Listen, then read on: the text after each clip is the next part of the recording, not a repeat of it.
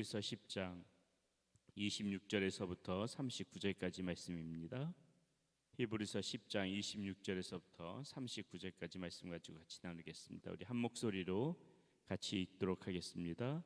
우리가 진리를 아는 지식을 받은 후 짐짓 죄를 범한즉 다시 속지 않은 죄사가 없고 오직 무서운 마음으로 재판을 기다리는 것과 대적하는 자를 태우의 맹렬한 부위만 있으리라. 모세의 법을 폐한 자도 두세 증인으로 말미암아 불쌍히 여김을 받지 못하고 죽거든 하물며 하나님의 아들을 짓밟고 자기를 거룩하게 한 언약의 피를 부정한 것으로 여기고 은혜의 성령을 욕되게 하는 자가 당연히 받을 형벌은 얼마나 더 무겁겠느냐 너희는 생각하라.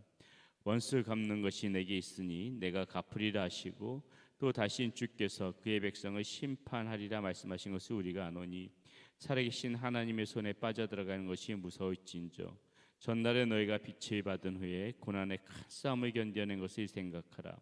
혹은 비방과 환난으로서 사람에게 구경거리가 되고 혹은 이런 형편에 있는 자들과 사귀는 자가 되었으니 너희가 갇힌 자를 동정하고 너희 소유를 빼앗기는 것도 기쁘게 당한 것은 더 낫고 영구한 소유가 있는 줄 암이라. 그러므로 너희 담대함을 버리지 말라. 이것이 큰 상을 얻게 하느니라.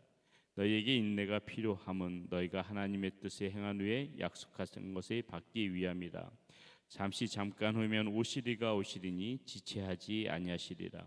나의 의인은 믿음으로 말미암아 살리라. 또한 뒤로 물러가면 내 마음에 그를 기뻐하지 아니라 하셨느니라. 우리는 뒤로 물러가 멸망할 자가 아니요 오직 영혼을 구원함에 이르는 믿음을 가진 자니라. 아멘. 하나님의 용서는 끝이 없으십니다. 우리가 살아가면서 날마다 거룩하게 살면 얼마나 좋겠습니까마는 어디 이렇게 쉽게 됩니까? 거룩하게 살고 싶어도 사도 바울이 7장에서 고백했던 것처럼 내 마음으로는 하나님의 그러한 법을 원해도 막상 내 그 마음 가운데 또 다른 한 법이 그 하나님의 법과 싸워가지고 우리를 자꾸 육신의 법, 약한 법 가운데로 끌고 오는 것을 사도 바울이 자기도 그런 고통을 당한다 이런 고백을 했는데 우리도 이 살아가면서 이렇게 수시로 넘어지고 실수하고 잘못을 저지르고 죄를 저지르고 이럴 때가 많이 있다는 것이죠. 그래도 하나님께서 우리들을 용서해 주십니다. 어떻게 해요? 우리가 그런 것들에 대해서 잘못을 깨닫고 하나님 앞에 돌아오게 되면 하나님의 용서는 끝이 없으셔서 우리가 회개하고 돌아오면 하나님께서는 용서를 해 주시는 거예요. 그런데 하나님께서 용서하지 않는 것이 있습니다. 그렇게 끝없이 용서하신 하나님께서도 용서하지 않으시는 것이 있는데 그것이 무엇이냐면은 바로 배교예요. 우리가 믿고 있는 이 예수를 버릴 때 우리가 예수님의 피를 힘입어서 예수님을 통로로 해서 우리가 하나님 앞에 나아가는 건데 이 중간 이 예수님을 우리가 버려버리면은 하나님께 나아가는 길이 예수님이신데 그 예수님을 우리가 믿지 않고 예수님을 버려버리면은 하나님께서 우리를 용서해 주시고 싶어도 용서해 주실 수가 없다는 것입니다. 그렇기 때문에 하나님께서 다 우리의 모든 것들 용서해 주시지만은 예수 그리스도를 우리가 믿음 가운데서 버려버리는 것 그것이 하나님께서는 그것을 용서해 주시지 않으신다는 그 준엄한 말씀이 오늘 말씀 가운데 있다는 것이죠. 그것이 26절부터 29절에 나와 있는 것입니다. 보세요. 우리가 진리를 아는 지식을 받은 후 짐짓 죄를 진리를 아는 지식을 받았다. 이건 예수님을 우리가 받았다는 것이에요. 근데 그럼에도 짐짓 죄를 범한즉 다시 속지 않은 죄사가 없고 이미 예수 그리스도를 받았는데 죄를 짓는 것은 예수님을 버린다는 것이거든요. 계속 보세요. 오직 무서운 마음으로 심판을 기다리는 것과 대적하는 자를 태워 맹렬한 부위만 있으리라. 모세의 법을 폐한 자도 두세 증인으로 말미암아 불쌍히 여김을 받지 못하고 죽었거든. 보세요. 29절입니다. 하물며 하나님의 아들을 짓밟고 자기를 거룩하게 한 언약의 피를 부정한 것으로 여기고 은혜의 성령을 욕되게 하는 자가 당연히 받을 형벌은 얼마나 더 무겁겠는가 너희는 생각하라. 이렇게 나오죠. 여기서 보세요. 하나님의 아들을 짓밟고 거룩하게 한 언약의 피, 이 우리의 보혈의 피지요. 예수님께서 우리를 씻겨주신 보혈의 피, 그 언약의 피를 부정해버리고 그리고 우리에게 주신 성령을 욕되게 하는 삶, 이 예수 그리스도를 배교한 것이죠. 언약의 피를 부정한 것이죠. 이런 자에게 임할 심판이 얼마나 크겠는지 너희 그거 생각하라. 지금 이렇게 히브리 기자 우리에게 말하고 있는 것입니다. 그러면서 지금 이야기하는 것이 무엇입니까? 우리가 어떻게 살아가야 된다고 지금 이야기하고 있어요. 담대히 어려움에 맞서라. 지금 이런 말을 하고 있는데 그것이 32절에서부터 35절에 이렇게 나옵니다. 전날에 너희가 빛을 받은 후에 고난의 큰 싸움을 견뎌낸 것을 생각하라. 자 보세요. 자 무엇을 생각하라고 합니까? 자 생각하라고 있어요. 전날 너희가 빛을 받은 후에 고난의 큰 싸움을 견뎌낸 것을 생각하면서 살아가라 이렇게 얘기하는데, 그것이 고난의 큰 싸움이 무엇이었어요? 33절부터 설명을 해주고 있습니다. 혹은 비방과 환난으로서 사람에게 구경거리가 되고, 비방과 이 고난의 큰 싸움, 우리가 예수 그리스도를 믿고 이렇게 살아가면서, 이 당시 유대인들도 마찬가지죠. 예수 그리스도를 이렇게 믿었을 적에 같은 유대인들, 믿지 않는 유대인들로부터 핍박이 있었단 말입니다. 이런 환난과 핍박을 너네가 받았던 것들, 그것들에 대해서 견디어낸 것을 생각하라, 지금 이 얘기를 하는 것이에요. 그리고 보세요. 혹은 비방과 환난으로 사람에게 구경거리가 되고, 혹은 이런 형편에 있는 자들과 사귀는 자가 되었으니, 그렇게 같이 핍박과 고난을 받는 자들과 같이 동지가 되어졌다는 것이죠. 같이 믿음의 사람이 되어졌다는 것입니다. 예, 그렇게 하면서 같이 믿음의 사람으로 있으면서 그런 핍박과 그 환난을 견뎌낸 것을 생각해라. 오늘날 우리에게 적용하면 무엇입니까? 오늘 우리가 그리스도인으로 살아가면서 여러 가지 그리스도인이기 때문에 겪게 되는 불편함이 있습니다.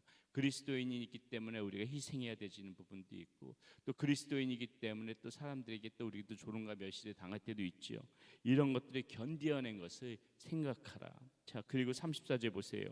너희가 갇힌 자들을 동정하고 너희 소유를 빼앗기는 것도 기쁘게 당한 것은 더 낫고 영광 소유가 있는 줄 압니다. 갇힌 자를 동정하고 너희 소유를 빼앗기는 것도 있다. 자, 억울하게 당하는 일이 있다는 것입니다. 예수 그리스도를 믿는 까닭에, 내가 그리스도인이 까닭에 억울하게 당하는 것들도 있다. 소유를 빼앗기는 부분들도 있다. 빼앗기면서도 그냥 그것을 기쁘게 받아들이는 것들도 있다. 이런 것들이 있다는 것이죠. 그러면서 35절에 뭐라고 합니까? 그러므로 너희 담대함을 버리지 말라. 이것이 큰 상을 얻게 하느니라. 이 모든 것들을 견디어내고, 그런 것들에 대해서 이 담대한 마음을 가지고 그것을 견디어내게 되면은 큰 상이 있을 것이다. 이 이야기를 지금 해주고 있습니다. 자, 그리고 또 무엇을 이야기합니까? 우리 그리스도인들에게 어떻게 살라고 권면해주고 있어요? 재림을 바라보면서 인내하란 말이 그 뒤에 나옵니다. 자, 36절 보겠습니다. 36절, 37절. 너희에게 인내가 필요하다죠. 너희가 하나님의 뜻을 행한 후에 약속하신 것을 받기 위함이라. 자, 약속하신 것, 후에 우리가 받을 약속이 있다는 거예요.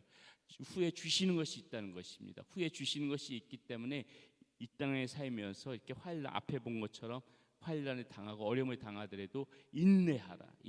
후에 우리가 받을 것이 분명히 있다는 것입니다. 37절. 잠깐 후면 오시리니 지체하지 아니하시리라. 분명히 우리 주님께서 재림하시는 날, 마지막 그 순간, 오시리가 오시는